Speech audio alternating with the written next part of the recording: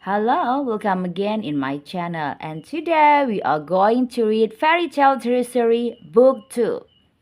And this is the last content of Book 2, Cinderella. Ready everyone?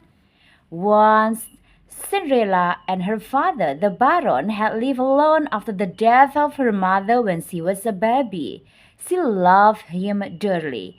How she sighed, remembering those happy days before her father married a widow with two daughters of her own. The widow's daughter was so ugly and cruel. They quickly became known as the ugly sister. Soon the baron's daughter was made to do all the housework. She was dressed in rags, and because she spent so much time in the kitchen among the cinders, they called her Cinderella. Then one morning Cinderella heard a loud knock at the door. It was a message from the royal palace sent to all the houses in the kingdom. "Invitation to a grand ball in honor of the Prince Charming," squealed the ugly sister. Cinderella's heart began to beat. She ran up the cellar step, almost bumping into the Baron. "Father!" she panted. "The invitation that have come for the grand ball. I can't go, can I?" But before the Baron could answer, Cinderella's stepmother shouted out, "You go to the ball dressed in your rag? Talk sense, Cinderella. You're only fit to stay at home." Cinderella knew the Baron was too afraid of his wife to say anything. The ugly sisters were delighted, glad of an excuse to make Cinderella work harder than ever. "Undo my dress, brush my hair, shine my shoes, iron my clothes."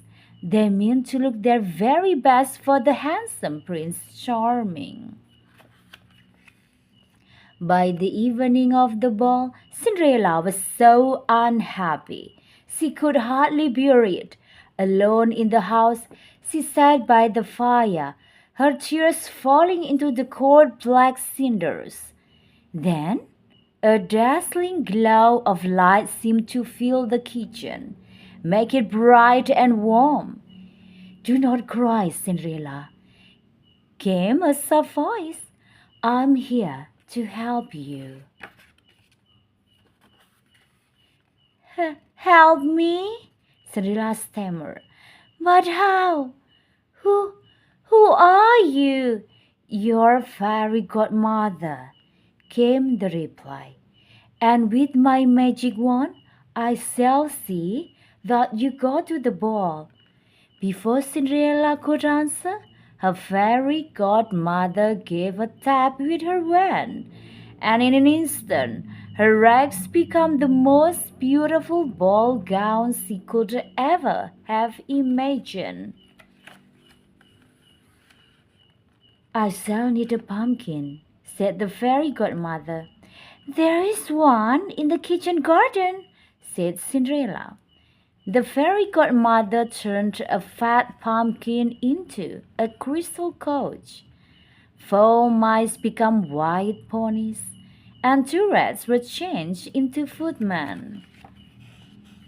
"Thank you, fairy godmother," cried Cinderella.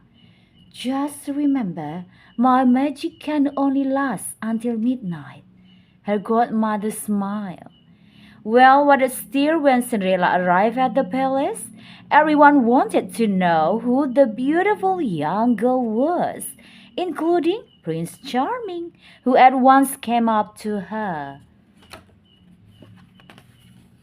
They danced the whole evening, falling in love with each other that slipped by. The ugly sister had no idea that the beautiful girl was Cinderella. On the first stroke of midnight, Cinderella remembered what her fairy godmother had said. I have to go," she cried and turned to run down the stairs. Prince Charming was surprised and knew he had to see the beautiful girl again. The only clue she left was a tiny glass slipper. There was great excitement next day. A royal procession came around all the streets, with a page carrying the glass slipper on a red cushion. "Whoever this slipper fits," said the royal herald, "shall marry Prince Charming." "It will fit me," squealed the first ugly sister. "It will fit me." "No, me," screamed her sister. But the slipper was much too small for either of them. "But this is the last house," cried the herald. "Is there nobody else?" "Only my daughter," said the baron quickly. "I'll call her." And even before he put the slipper on Cinderella's tiny foot, the prince knew she was the girl he loved. Soon, Cinderella and the prince celebrated their marriage, and somewhere Cinderella knew her fairy godmother was there, smiling. Well, that's it about that Cinderella. Well, thank you everyone. See you again next. Bye bye.